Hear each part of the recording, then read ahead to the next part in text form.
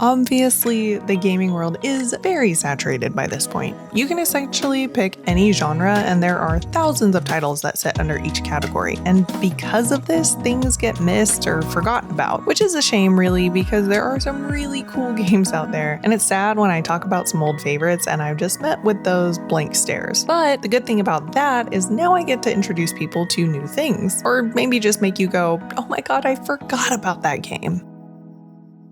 I feel like this game kind of got a bad rap overall. I think the Call of Juarez series went a little up and down, and to be honest, I was essentially done after the cartel. It just didn't really click for me. But then I started writing for some indie review sites, and as part of my outreach, I got a code for Call of Juarez Gunslinger, which was also just incredibly exciting for a 19-year-old me because it came from Ubisoft. This game is on my list of like the all-time fun favorites to play. It is an awesome homage to old school westerns, and the storytelling here is not your typical story-driven game. You're living out the story of a ruthless bounty hunter named Silas Greaves as he takes down legendary outlaws like Jesse James and Billy the Kid. You're actually playing through the story as Silas recounts his adventures in a bar, so you just walk a fine line in the game between man and myth, as things are sometimes blown wildly out of proportion, misremembering details, or just establishing some truly epic showdowns. And the details change as people ask questions during the story, or if they call Silas out on the craziness that he's telling you. I love the way the narration is tied in with this gameplay, and I think it's a really cool way to use the medium. Sometimes I wish more games did this, but because it's just with Gunslinger, it feels like a true little gem. Also, this game is just a genuinely great shooter. The combat is super smooth and fast-paced, there's an upgrade system, the art style is awesome with cutscenes that are very comic booky, and there's boss duels at the end of each section, which I always looked forward to. They were these awesome shootouts. If you're looking for a old school underrated masterpiece, you will have a lot of fun with Call of Juarez Gunslinger. It's available on PC, PlayStation 3, Xbox 360, and Nintendo Switch. This is one of my favorite games of all time, but I genuinely think that's a mix of what I think was a good game and nostalgia, as this was my first big console game. And Lost Odyssey was a huge game. It had 4 discs, which just astonished me, and the full game was like around 50 hours, I think. It follows the story of Kaim, I think is how you pronounce his name, who is an immortal who has lost his memory. He's not entirely interested in getting his memories back, though, because his past is laced with a lot of pain and tragedy, which is understandable and maybe not too surprising since the man has been alive for 1,000 years. You do eventually bump into another immortal named Seth, who has also lost her memories. Eventually, some memories for both of you will pop up, triggered by events in the world, people they meet, or for Kaim, the majority of the memory sequences do come in the form of his dreams, which was one of the sections that didn't really land with a lot of people. Not from the writing, the stories were absolutely incredible. There was so much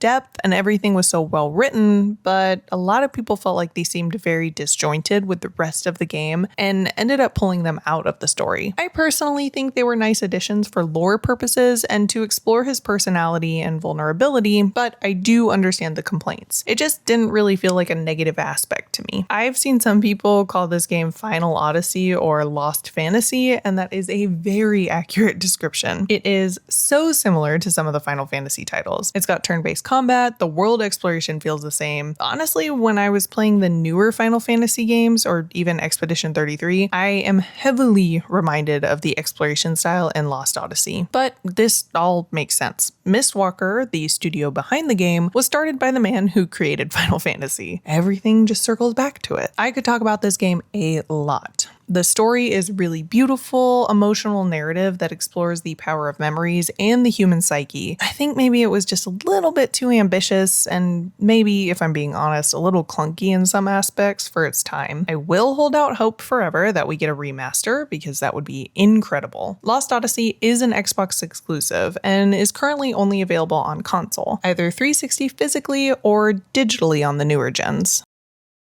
I love a good revenge story, and The Darkness 2 is up there for one of my all-time favorite stories. I like both the Darkness games, but I think I played the sequel just a little bit more. The story focuses on Jackie Estacado, who is a hitman for the mafia. After the events of the first game, he is now the head of the family and has learned to suppress the darkness inside him, which is a proper noun. I'm not just being edgy, it is the name of the demonic force that inhabits his bloodline. He's also currently being haunted by the memory of his girlfriend's murder, which, spoiler alert, happened in the first game. In the beginning, Jackie and his men are attacked by a rival family. Wounded, Jackie once again calls upon the darkness to heal his wounds, but now he's back, baby, and he sets out to take down his attackers. Unfortunately, in the middle of this, he begins to have visions of his girlfriend, and at this point, he gets hit by a train. What follows is a cat and mouse type game between Jackie, the darkness that lives inside him, and the Brotherhood that desperately wants Jackie's power for themselves. The whole story is part supernatural revenge story, part love story, and part mob drama, and every aspect kind of balances out the others to make it a really cohesive, well-written narrative. What really helps to make this game memorable as well is the supporting characters. I feel like everyone in this game is really well developed and they're all well acted. I love the voice acting in these games, truly. The pacing is done well, and there are aspects and scenes within the game that make you feel more personally connected with Jackie. I feel like I'm just rooting for a tragic hero. Demonic abilities and ruthless executionary abilities aside, he's a good guy with a good heart. I promise I don't mean that in an I can fix him type of way. I feel like he genuinely has the best intentions. He just also has this bloodthirsty demon that's hanging out with him all the time. It's actually based on a comic series, so you can check that out, but if you'd like to experience Jackie's story in video game form, you can play this on PC,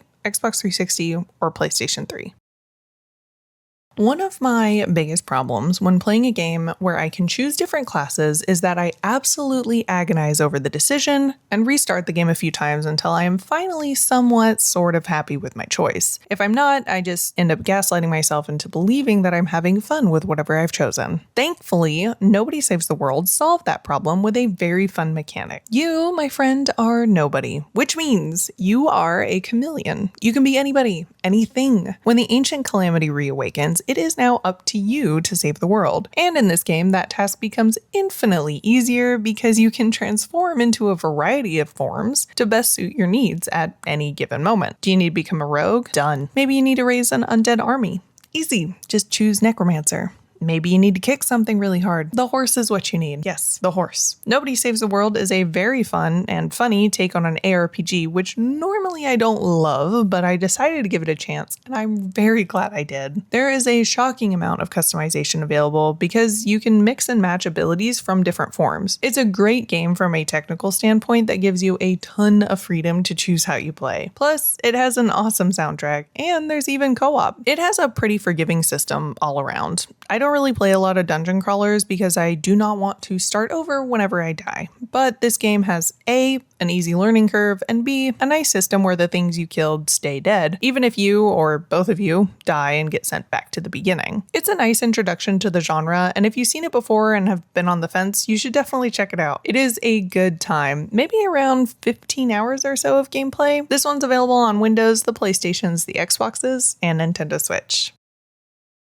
I have actually seen Hidden Gem applied to binary domain quite a few times now, and I think it genuinely deserves all of the love it gets. Set in 2080 Tokyo, the game follows Dan Marshall, who's a member of an elite task force and is sent to infiltrate the city and capture the founder of a corporation who is in direct violation of the New Geneva Convention. In this future, global warming has contributed to the world essentially flooding and becoming uninhabitable, so robots have essentially replaced the main labor force. Crazy how this was like a wild interpretation for a future world at one point because, like, you know, look where we are now. This game is a very good third-person shooter. Sometimes it can feel a little clunky, but that's mostly due to the game's age and a different mechanic. The shooting is really nice, in my opinion. The weird mechanic is like voice-controlled commands to your squad, which doesn't always work the best and can be frustrating when you're yelling into the mic over and over trying to get the AI to understand those commands. It is much easier just to press a button and tell people where to go. Binary Domain has themes that are pretty reminiscent of Ghost in the Shell and Blade Runner, with the lines between robots and humans blurring as the task force eventually learns of the real reason behind the robot uprising. This game actually also has multiple endings since there's a consequence system. Your actions and dialogue influence how people view you and how much they exactly trust you. I think there's a total of 5 different possible endings, if I'm remembering correctly. It's honestly a great game with an interesting story, and it's made by the same studio that made the Yakuza series, so it's got all of the fun of an 80s action movie, even if the dialogue is a little awkward and the game is showing its age now. Binary Domain is available on Windows, Xbox 360, and PlayStation 3.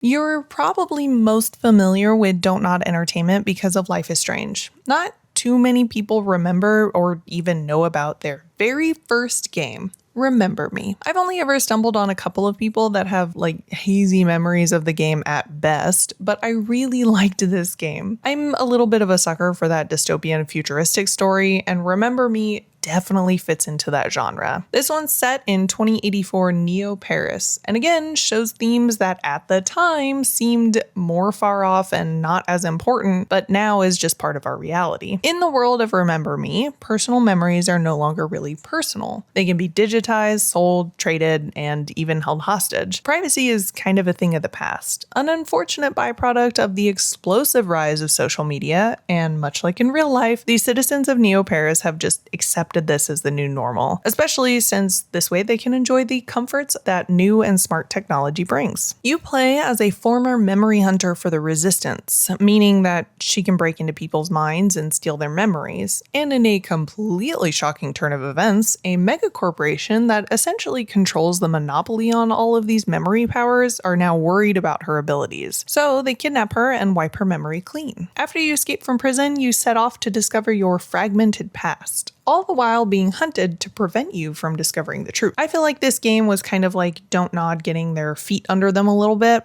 There were some very cool aspects of combat, like you could make your own combos and adjust your fighting style to each situation, but you can tell it just lacks the polish that needs to be there, even when I first played it back in 2013. It's got a little jank and is a little quirky, and at some points the storyline can feel a little predictable, but it also has a very cool narrative with some actual twisty twists. And I don't know if this can strictly be an underrated title simply because it seems to be more of an unknown title. This game frequently goes on sale, and I really do recommend it if you like action-adventure games. It's a great one-off title that's maybe around 10 hours to beat. Because it's an older console game, I would recommend playing with a controller. Keyboard and mouse were just rough, honestly. It's available on PC, PlayStation 3, and Xbox 360. Trust me, there are quite a few other games that would fit on this list. Things that were forgotten, overshadowed, or just not even really given a chance. But these are probably my top 6 that I recommend to people. Plus, I feel like the gaming world is starting to get overwhelmed with a lot of the same stuff nowadays. So it's nice to take a trip back to some of the older ones. Let me know if you've played these, but also definitely let me know what are your favorite underrated titles in the comments. Thanks for hanging out with me, and I will see you all in the next one.